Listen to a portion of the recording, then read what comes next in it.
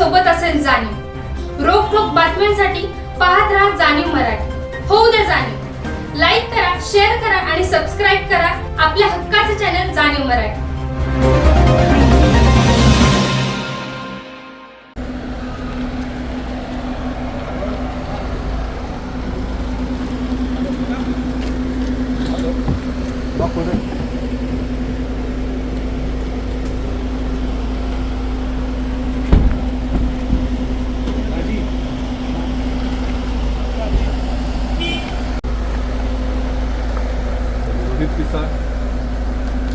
एक निवेदन घेऊन तुमच्याकडे आलेलो आहे।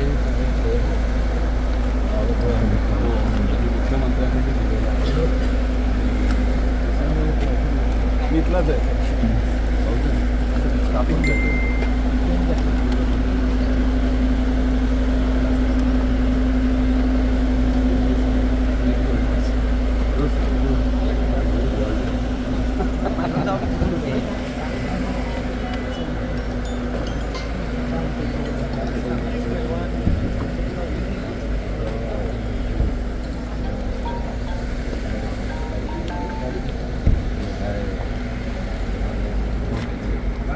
Thank you very much. जस्ट एक निवेदन तुम्हाला द्यायचं होतं।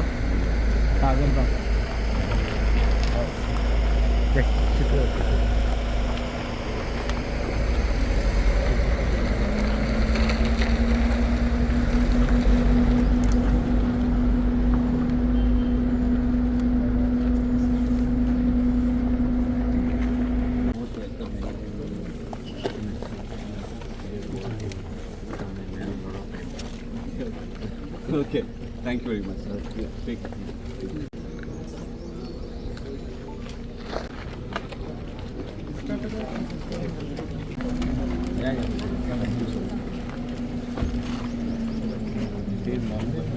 Yeah, in Mumbai, in Andheri माझं शोरूम आहे।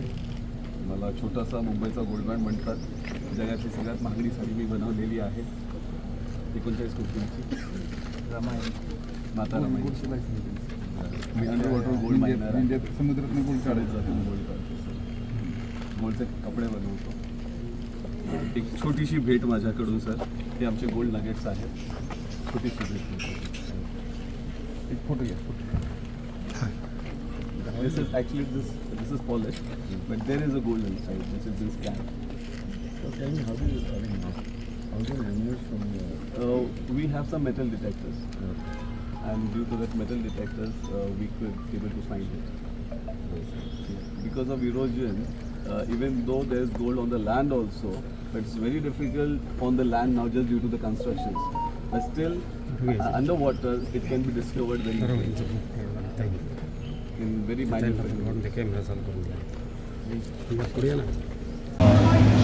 सर्वांना नमो बुद्धाय जय भीम। मी स्वतःच साताऱ्याचा आहे आणि साताऱ्यात येणं नेहमीच मला खूप आपलंसं वाटतं। पण आज जे आलो आहे ते मी महाराजांना भेटायला आलेलो आहे। तर आपल्या 14 एप्रिलला आपलं बाबासाहेबांचं घर भेटावं याच्या मी प्रयत्नात होतो, पण त्याच्यावर लिटिगेशन्स आहेत आणि शिरसाट साहेब, एकनाथ शिंदे साहेब, मला ह्यांची पण मदत मिळती आहे। आज मी एवढंच बोलेन माझ्या जनतेला की ते काही आज पूर्ण भारतभर, विश्वभर जे सोहळे तुम्ही माजवताय की म्हणजे DJ लावून जे कमरा हलवत तुम्ही नाचणार आहात रोडवर, पण तुमच्या बापाचं घर कुठेतरी ढासळतंय ह्याचं पण तुम्हाला दुःख असावं, याचं भान असावं। आणि जर हा समाज एकत्र होऊन, तिथे कुठल्याही नेत्याची तुम्हाला गरज नाही आहे, तुमच्या समाजाची एकतेची गरज आहे। आज जसं मी लढतोय माझ्या बाबासाहेबांच्या घरासाठी, जर तुम्हालाही त्या घराविषयी, मला बाबासाहेबाविषयी काही आत्मीयता असेल तर कृपा करून ह्या संघर्षाला, या लढाईला एक व्हा आणि आपल्या बाबासाहेबांचं घर आपल्या हातामध्ये आपल्या मिळून दाखवा, कारण त्याला एक स्मारक बनवायचं आहे। नाहीतर ते ढासळून तो इतिहास नामोशीश होईल।